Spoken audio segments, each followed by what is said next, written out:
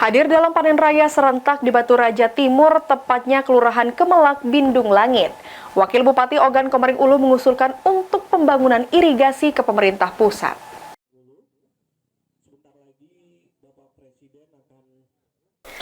Panen raya serentak dilakukan di 14 provinsi. Kabupaten Ogan Komering Ulu melaksanakan panen raya di Kelurahan Kemelak, Bindung Langit, Kecamatan Batu Raja Timur dengan luas lahan lebih kurang 1 hektar.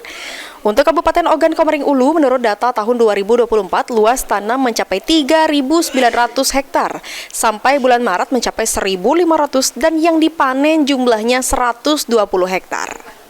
Wakil Bupati Ogan Komering Ulu akan mengusulkan kepada pemerintah pusat untuk bangunan irigasi untuk meningkatkan produksi pangan untuk mendukung program ketahanan pangan nasional. Hari ini ada kegiatan panen raya 14 provinsi yang dilakukan dan dipusatkan di Majalengka, Jawa Barat.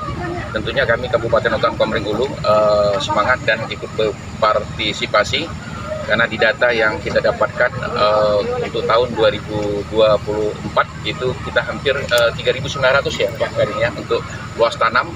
Dan hari ini untuk sampai dengan Maret ini sekitar 1.500, kemudian yang kita panen hari ini sekitar 120 hektar.